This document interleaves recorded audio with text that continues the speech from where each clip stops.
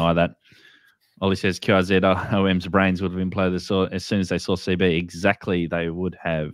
But that's okay, because sometimes CB radio provides not sometimes. CB radio does provide a very valuable service, and it is available to everybody. So we're talking about CB radio, UHF CB radio today in Australia and New Zealand. So we've got... I've got a screen share going on here. This is the ACMA, the Australian Communications and Media Authority's website. They govern pretty much all radio communications in Australia, and this is very similar information to New Zealand as well. But the CB service, the key thing is that everyone shares these frequencies. There's 80 channels on UHF CB that can be shared amongst everyone. And some key things about the channels. There is a channel, we'll go through channels later on, but there's some channels that you need to avoid, some that you want to jump on, and others that to make note of. CB... Yeah, so CBs are shared. You don't need a license, so you don't need to pay anything for operating on CB radio, UHF CB. There are some rules you do need to follow. You can view them on this website. I'll put a link in the description, or I'll put a link in the chat actually now, but I'll put a link in the description a little bit later on because I forgot about it. There is a 5-watt power limit. So most of the gear that you buy for UHF CB already has that, so you don't need to worry about making sure that you run the correct amount of power, because the equipment that's made for Australia and New Zealand is already limited to 5 watts, so you don't need to worry about that. And then there's some additional stuff here about repeaters and stuff that we'll go into, and emergencies and all that sort of stuff. So yeah, man. Yeah, here in Australia, this is a pretty good breakdown website.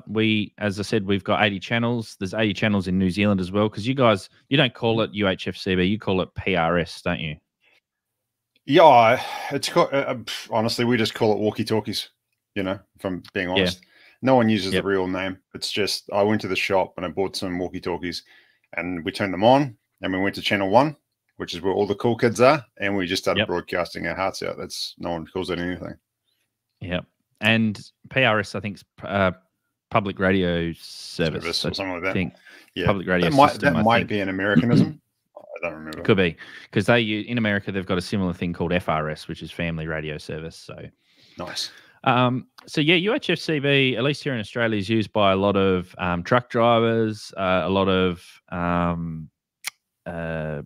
what do you call them? Councils, RV. Outback, people in the outback traveling, 4-wheel drivers, people touring around. So it's used by a lot of people. And there is some frequencies here to just take note. Now, there's all the channels that are listed here with the frequencies. You don't need to worry about all of these frequencies and what they mean. You just really need to worry about the channels pretty much, and there's some that you need to avoid. So here on the channel list for Australia, there is channel 5, which is an emergency use only channel. So that is one to avoid unless it is an absolute emergency. That is also a repeater output, and we'll talk about what repeaters are in a short while. Then there is a simplex channel, which is for 4-wheel drivers, convoys, clubs, and national parks. That's channel 10. If you're brand new to UHF CB, jump on channel 11 and give a call out and say, is anyone listening on that channel? The other thing is you don't need a call sign. You don't have call signs. You can make up whatever you want within reason. Some people do make up their own call signs, but yeah, if you jump on channel 11, you might find someone there. There's other ones here, channel 18, caravan and campers for convoys. Channel 22 and 23, this is for data only, no voice, so you can't talk on these ones. And pretty much all the rest are pretty standard except for channel 35, which is emergency use only again. So that's in Australia. In New Zealand, very, very similar. Here's just a quick breakdown again. Channel 22, 23 avoid. I think channel 5 and 35 over there are emergency. So there's here some other avoids there. So that's pretty much stock standard, really. Oh, it is Paris, nice. Yeah. So what? Before we move on, what have you used UHF CB for over there, Chris? So I've used it for 9 times out of 10. It's just for playing with the kids. So it's a really fun way just to show little kids how radios work, how they, how distance from the transmitters affects them. So walk further away.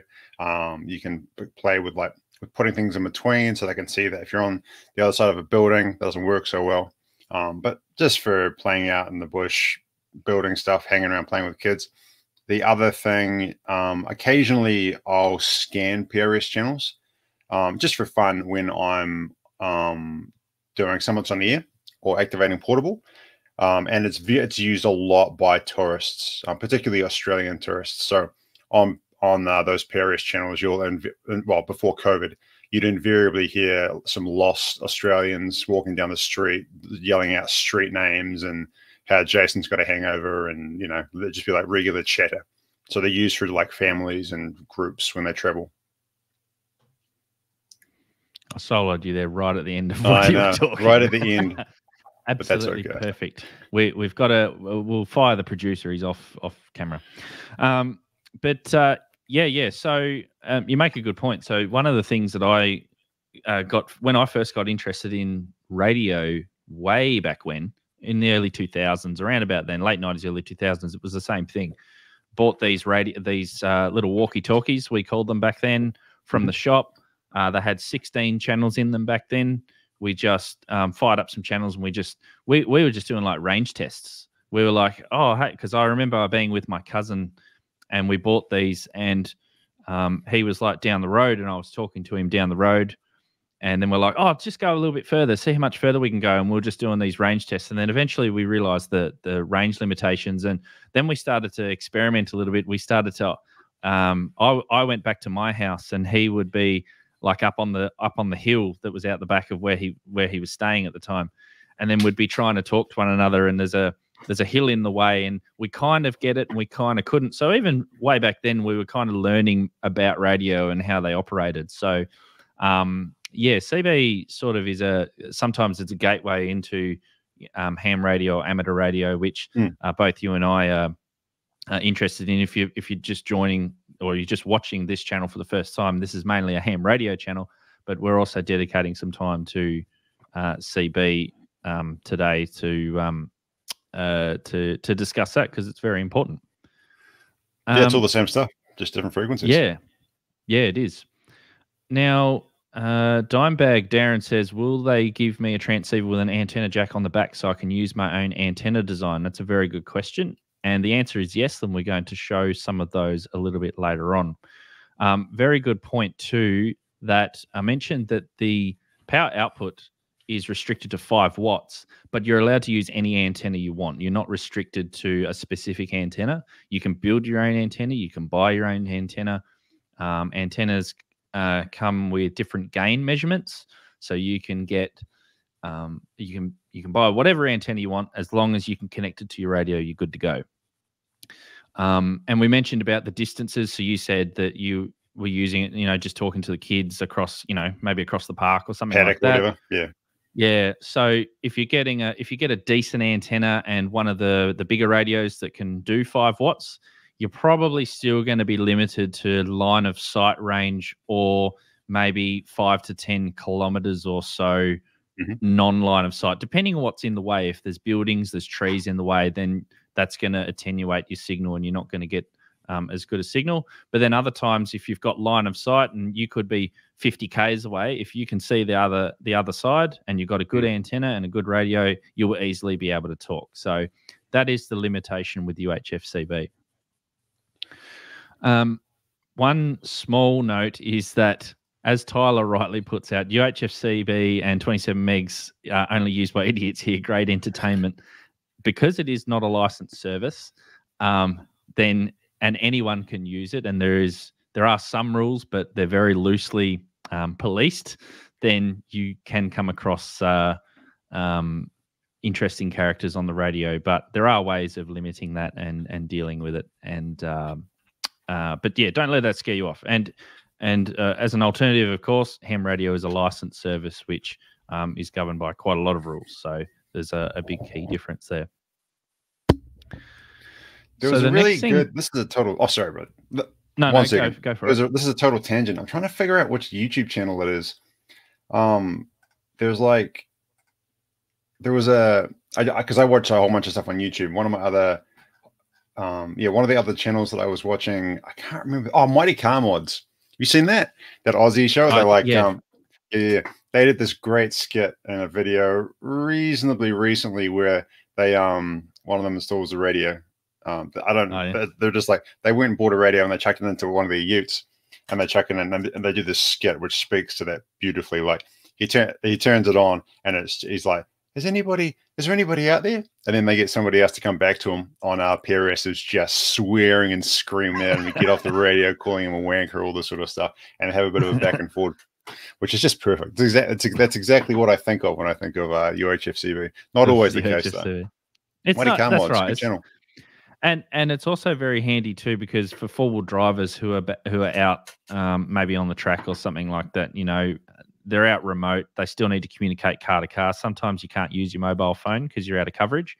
So that's where CBs come in handy. And you're not going to hear everyone because of the limited range. You're not going to hear, maybe the idiots that are in town or whatever. So the next thing to extend your range, if you do want to talk a little bit further, maybe you've got a buddy on the other side of the town or on the other side of the city. I was trying to lost my train of thought there. Then there's things called repeaters, which are located usually up on large hilltops, which on your radio you tune to the output, which is generally channels 1 to 8. So if we go back to those frequencies there, here we got repeater output, repeater output, repeater output. So these are the repeater channels that you listen to, and when you get on one of those channels, you press the duplex button, DUP or duplex, and then you talk through your radio and you'll go via the repeater if you're in range of it. So here is a map, which is cbreference.com. Again, I'll pop all of these links down in the description later on, or you can just Google them.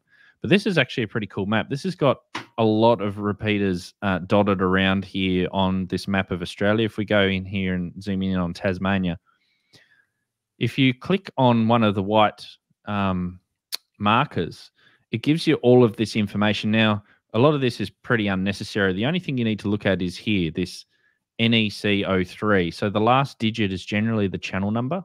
So this will be a repeater on channel 3.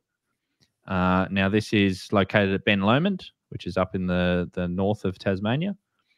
Here's another one here in Hobart. If I click on that, channel 8 here, and it's located here at Mount Nelson in Hobart. So if you think that you're within range, put your radio onto that repeater channel, press the duplex button, give a call out, and you should generally hear the repeater come back to you. You'll either hear a beep or you'll hear a tail. You might even hear people talking on it as well.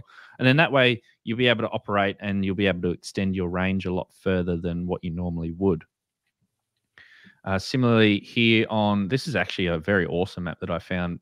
So this is PRS repeaters. This was at, I think I searched for PRS repeaters New Zealand and this come up.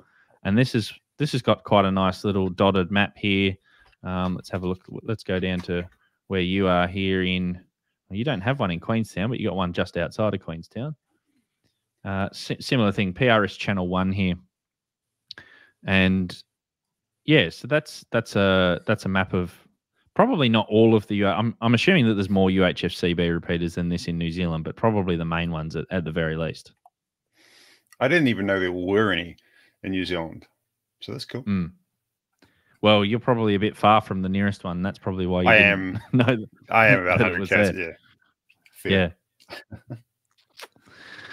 Just looking through some of the comments here. Homebrand fish food. Sometimes it's great listening to my local PRS repeater. It can be entertaining, that is for sure. Peter asks, can New Zealand 27 megahertz CB users operate on FM? That's a good question. I'm not sure if you know that or not. Oh, I don't know, but it's probably similar to Australia where we don't have FM. We've got SSB and AM. So operating on UHF CB is FM only, which is nice clear audio. So it's pretty much the best quality that you can get. Who else have we got in the chat here? A couple more comments there rolling in. Alan makes a good comment there. Highway Channel 40 is great for regional drives. That's what I didn't mention before. So Channel 40 is generally used by the truck drivers and highway users. So if you're operating or driving, then Channel 40 is a good one. So some of the gear. So I've dropped a link. There is a link in the description below, and I'll put the link into the chat. So quickly. And this is Amazon. So I've just done a search for UHF CB here on Amazon. So you can click on that link in the chat or in the description, and you can either have a look on Amazon or eBay. We're going to look at both. So this is some of the gear that you can buy. So you can see these ones, the little. Yeah. So this is a little 4-pack. This is a little coloured 4-pack, which is pretty cool. And these ones, as you said, are marketed towards kids, aren't they? Mm-hmm. So these ones actually come with this marketed kid zone, block out unwanted conversations, which is a nifty little feature. So CTC what that does is, so you turn that on and it masks other people. You can't hear other people unless they have the exact same tone as you. And because there's like a whole heap of tones, I can't remember off the top of my head how many, but there's like, I don't know, 20 or 30, I'm going to say. It's probably more than that. They have to try and guess the correct tone, which is probably, not going to happen, or they'll get fed up. So, built for Australian and New Zealand conditions. These are cool little ones. These are made by Uniden, and like 4-pack for $85. Like that's pretty good. Like that's $20. Yeah, it's really good. Yeah, $20 a unit. So there's two main ones, which is handhelds or walkie-talkies, and then there's also these units which are meant for the car, and these install in your four-wheel drive or your vehicle and are meant to be connected to an antenna. So this one here is a radio bundled with an antenna. There's ones here that are just radios standalone. And one question probably is, what's the difference between all of these? Well, mainly is just the brand. Some of them might have extra features like scanning, or they might have, like this one's got a cool little microphone where you can, so rather than having the channels displayed on the front of the radio, it's actually displayed on the mic, so you can pick it up and you can actually look and see the information on the mic, which makes it a lot easier, especially when you're driving. And when you're on a four-wheel drive track, you're being knocked about all over the place. It's a lot easier to view that than rather than looking down or wherever the radio is installed. So there's heaps of different ones here. A bit of a shout out for GME. I recommend GME gear because it is really high quality stuff. It's probably not the cheapest stuff in the world, but it is really good. Uniden's pretty good as well. I haven't used Oricom before, but Uniden and GME are the two main ones. And I've actually got a GME handheld here, which I haven't unboxed yet because I'm going to do a video on it. And that's a little 5-watt handheld, which is pretty cool. So I'm going to do that shortly. Sorry, what were you saying, Chris? I said that's cool. Oh. Oh, we're going great tonight, aren't we? It's because we're being too serious, aren't we? This is a serious topic. Nothing like PRS. And here's this is a little antenna that you can plug in. Look at the reflection off the screen. So that's a little antenna which has got a little magnet on the bottom of it. So basically what you do is you slap this on top of your car, and then you run the cable in maybe through the window, and you can plug that into the little walkie-talkie, because the antenna unscrews on that walkie-talkie. Not all of them do. So on these ones, the ones that you talk, the coloured ones, they don't have antennas that you can unscrew. So no, that's just one thing to keep in mind. They do USB charge though. Huzzah! Do they? That's pretty cool. Self-supply. You supply the batteries. You check yourself in 3. I think it's 3.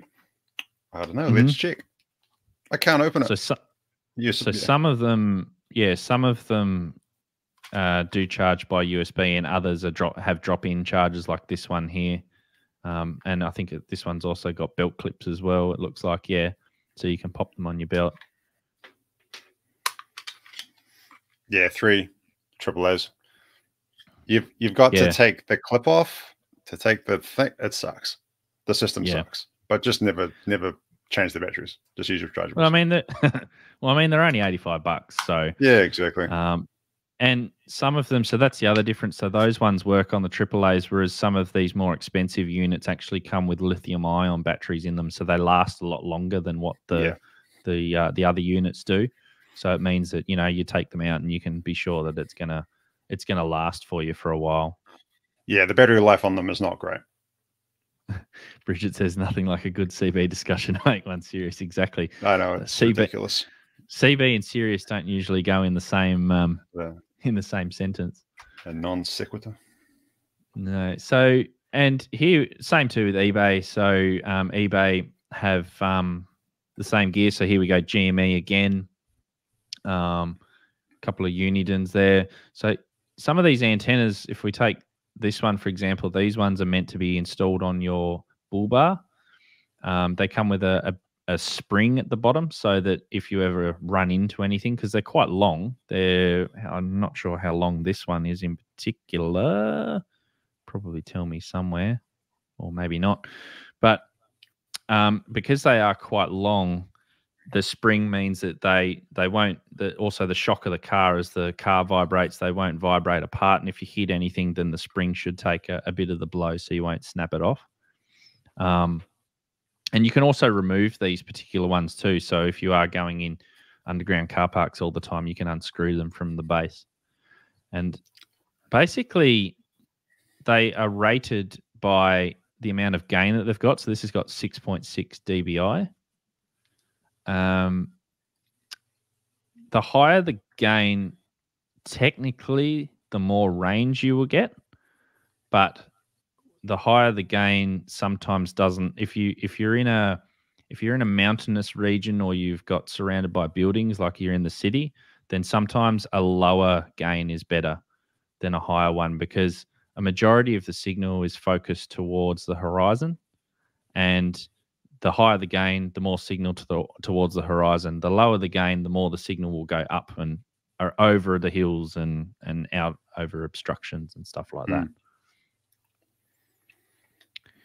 All right. So, bloody fantastic, Hayden. Anyway, right. So why would we? What are the pros and cons? Let's look at pros and cons of UHF CB versus ham radio. Right. Give me a pro, Hayden. What's a pro? So versus ham radio. So a pro is that it's free. You can go out and you can buy a radio straight away tomorrow without needing a license or doing a test. So that is a pro. The next pro would be that they're widely available, so you don't need to sort of buy them from a special store or anything like that. The kids can use them. They're open to the public, and they're just available. That's versus ham radio. That's probably where the pros kind of end. As far as the cons are concerned, we've already discussed about those who are on the air. They can be it could be anybody. You don't know who they are. They're unidentified. You don't know who they are. You've probably got a couple of cons as well that you can think of.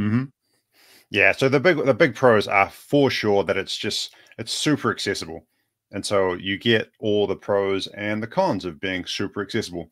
If you want to run around with your 3, 4, 5, 6, 7-year-old kids, very unlikely they're going to have the mental acumen to get their ham radio license unless you're very special and your kids hit the genetic jackpot and they're little geniuses. And they've got the call sign by 5. If that's you, that's fantastic, great job. But for most people, it's not. So it really is the only option if you're running around with little kids. It's also a good little gateway drug, I think, for introducing them, because you can get people into the game. You can play around. Walkie-talkies are just rad. They're just super fun. So if you're using them with the intent of having fun and not making them a serious thing, like having walkie-talkies when you go four-wheeling, overlanding, just hanging out in the bush, messing around with friends, they're perfect for that. And then once you sort of realize the limitations of them, it's a really good way to say, okay, cool, I really like this radio stuff. What else can I do with it? And that's a really nice segue into ham radio proper. But yeah, the downsides, as I say, they are also, they're very closely related to the positives. So old fart on a BMX is bang on the money. He's got it as a pro that you can swear your effing head off. Troll. But yeah, so there's not, while it is great for kids, you've also got to be careful. That's why I got radios with a CTCSS tone on them, because you do hear people that just get on the radio and they're like F this and F that and everything, and they just kind of they lose their mind. There's not a whole lot of decorum. There certainly can be, and that's why thankfully you've got access to a lot of channels, but there's no need, like there's just, it's far, it's just not the same. So if you are going to put kids onto UHF CB, I just be aware that unless you do have, they call it kid zone, but essentially it's CTCSS tones. Unless you do have somewhere to filter, or you can even if you can very closely monitor it, like it's just not, you're not going to be able to go over there and take the radio off little Jimmy before he hears some absolute nutbar go off about his opinions on whatever. Ham radio, the massive advantages there are it's a filtered crop of people. It's not just everybody. It's people that have a distinct interest in it, and they're probably financially invested in it, and they've spent a lot of time, and they've also signed documents that say that they will not do things. So we've also we've agreed to a code of conduct, right, which says, it talks about how we operate on the air, that we don't own the frequencies, being polite, being courteous with people. Yeah, exactly. That language that we're allowed to use, which in some ways, some people might think that's kind of bad, but it is very nice in that it makes it all kind of pleasant for everyone. You've got much better access to equipment. There's just a huge range of bits of kit you can buy. Much more access to antennas, and it also gives you access to things like HF, which is just a totally different. It's just, there's just a huge amount more scope in it, right? It's the big girls version of CB, or the big boys version of this PRS UHF CB. But I think public access radio, I think it's really cool. I just think you've really got to be aware of some things, and the biggest thing is that it's essentially unregulated. People can say whatever they want. You will get crazies on there, and if you put your kids on there, it's probably, just be aware. Like it could get super weird super fast. Yeah. That's, I think if you, like Alpha on a BMX says, I send my boy off walking the dog with a UHF and get him to call in where he is. That's a great use for it. And if you have, like you said, the kid zone with the tones on it, it's pretty safe, but you're still going to be limited with that range as well. So if you want to take the next level and you want to be able to talk a little bit further, and you want to, or even, that's not even limiting to, like if you're using it with the kids, they can all get their ham radio licenses, and you can all grab yourself a ham radio each, and you can pretty much talk over much greater distances, and you can be assured that your kids are going to be in a much better environment than they would be on UHF CB. Obviously the downside is that you have to take a test, and the radios tend to be probably a little bit more expensive, but you can still get some cheaper ones, especially the good old Baofeng handhelds, because these are, $20 or $30, and that gets you on ham radio. So Bridget 100%. Puts in a very interesting question. Is CB these days a prepper radio? I'm not sure what they use in prepper groups. Preppers are not really that big in Australia and New Zealand as compared to the US, where it is. But I would probably say that to a degree, no. They're used more for the outback type stuff and for recreation. For preppers, it's probably better to go with the ham radio, because you get the option of the increased range, and the if you're going to call someone in an emergency, you're probably more likely to find someone who's going to respond to you and actually act on that emergency than on UHF CB. Totally. And also you can use, as you mentioned before, HF, which covers much greater distances, which in a prepper type situation, that's going to be more advantageous to you than something that you can only talk over the next, over the backyard or down the road. So very good question though. There's a question there about from Frank talking about running unlicensed. So yeah, they're not type approved. So the Baofengs, so technically we can't run them. Yeah, so you can't run a Baofeng on PRS, even though you can get there. You can, they will broadcast on those channels. Yeah, so even as a ham, you can technically on a Baofeng you can, or Baofeng you can do it, but it's not legal. There's a comment down below that saying, I think it's Kaiwana who's saying, yeah, you can do it, and no one's really going to care. We can't really comment either way. We're never going to tell you to do anything illegal, so don't do that. But there was a case recently. Someone in the North Island was using their Baofeng, and it was on, like, they were putting out garbage transmissions on UHF CB and also on police channels as well, analog police channels. And I'm pretty sure they got arrested, and I'm pretty sure they're going to court over it. So it's not. It is certainly a big deal. Not. Oh yeah, I mean, it's 100%. I just don't. It's so much easier to just not do it and not have to worry about it than have to think, like, I mean, hypothetically, let's imagine you've got your Baofeng in your car, and your car I mean, this is very unlikely, but let's just imagine you've got your Baofeng gets stolen, or your whole car gets stolen, and the police find it. And then for whatever reason, I look at your radio and you've got your PRS channels programmed into your radio, which is actually illegal. Is it likely they're going to care? No, but there's a chance you're hosed, right? It's your radio and you've programmed illegal channels into your rig. So it's just so much easier not to do it. When these are so cheap, when these are so cheap, I mean, as I say, we're never going to recommend you do anything illegal because that's a bad idea. But it seems like, yeah, The thing with the Baofeng, though, is that if someone stole your car with a radio in it, you'd come back to the parking spot and your car'd be gone, but they'd leave the Baofeng on the ground, I reckon. 100%. They'd probably use the Baofeng to break into a vehicle and then drop it, use it because they're cheaper than rocks. Yeah. And then, they're in the car. Just carrying on that quickly, because we have hit the half an hour. We've gone over, of course, which is what we do every single week. But just to get these final 3 comments and questions. So, old fart on a BMX again. I was warned as a ham to program my Baofeng to ham frequencies only. Then Dimebag Darren says, if I have a UHF ham handheld, is anyone bothered if I dial in some CB frequencies? No, they won't be bothered if you dial in the CB frequencies as long as you don't transmit. You can listen all day. You can program those frequencies in. You can listen to CB radio on a Baofeng. You can do all of that. That's not a problem at all. The only thing is that they're not type approved for UHF CB in Australia and New Zealand. So that what that means is you can't transmit because they're not they don't meet the standards to transmit on that band. So listening is fine because you're not transmitting. You're not going to be interfering with anybody, so you can still use them for that purpose, and that's perfectly fine.